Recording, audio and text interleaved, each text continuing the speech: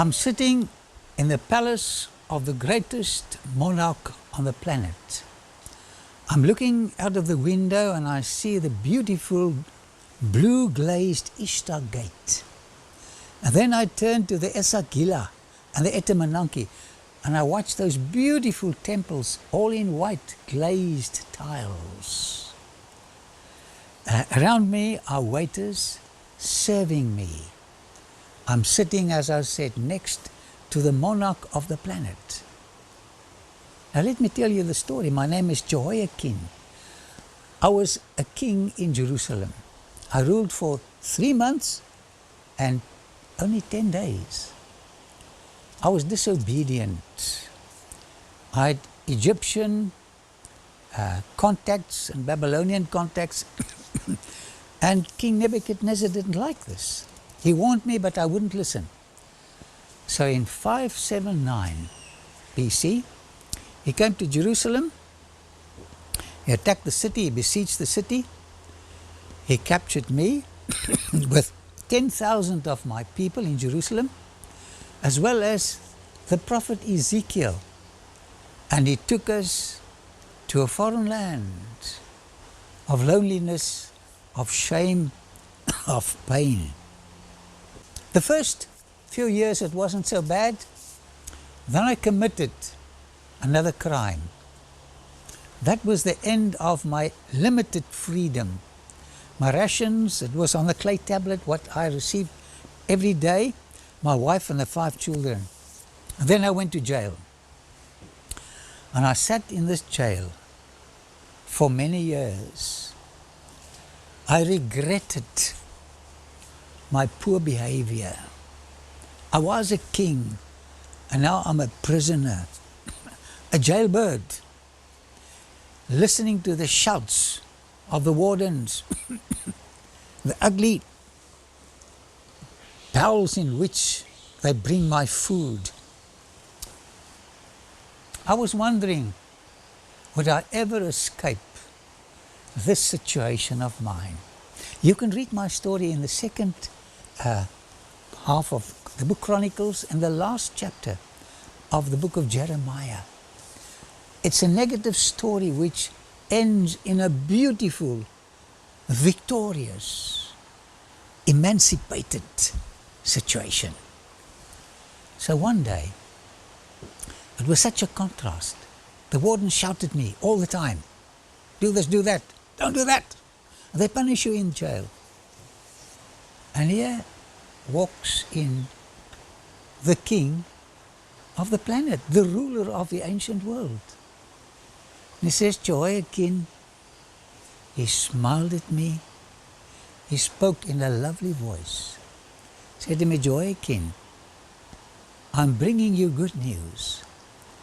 I have forgiven you for your crime. Those deeds I've erased. If you want to, I can deliver you from this jail. I fell at his feet and I said, Your Majesty, thank you. I never thought this would happen to me. So he took me out and I had this old tattered prison clothes on. It wasn't smelling so good anymore. And then he presented me with a royal robe with golden threads in it. I cannot tell you the experience to be clothed again in royal garments. Then he took me to the World Bank of Hammurabi, the Babylonian World Bank of Hammurabi. He said to the manager, this man has access to my wealth. Whatever he needs, you give it to him. You can read the story in the book of Jeremiah. And then he took me to the banquet hall. When I entered there with my new royal robes, I saw another few kings sitting there. But you know what? The king invited me to come and sit next to him. He made my seat above all the kings. How would you like to sit next to the king? Now this is the message of the story. You have to relate it to a greater emancipation, a greater deliverance. The God of heaven is going to leave his throne and descend to our level. He's coming to my prison house of pain and guilt and poverty and shabby clothes. He's going to say to me, my friend, can I offer you forgiveness? You've broken the law. You deserve to stay in prison for a lifetime. But I have forgiven you. Would you like to come and enjoy your freedom? I fell at the feet of the Majesty and I said, thank you so much. So he took me out. And the other monarch will release you from prison. And he's going to dress you in the royal robes of his righteousness. Can you believe this good news?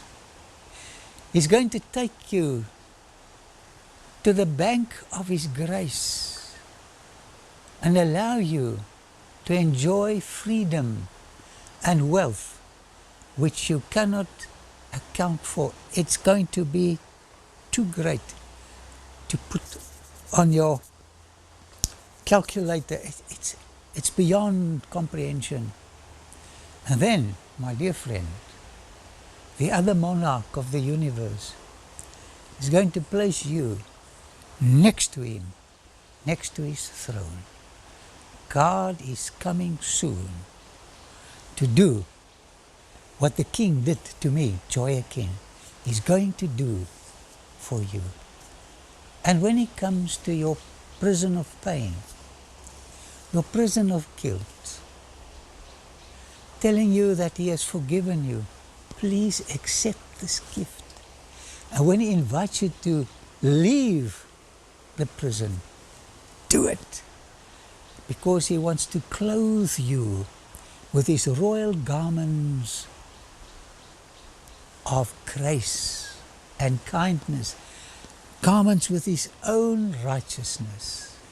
And then he's going to take you to his throne room, where you will enjoy his company throughout all the ages. My friend, what is your answer to the King of Kings? Are you accepting this gift? Are you accepting this gift? May God help you to make the greatest decision of all your life.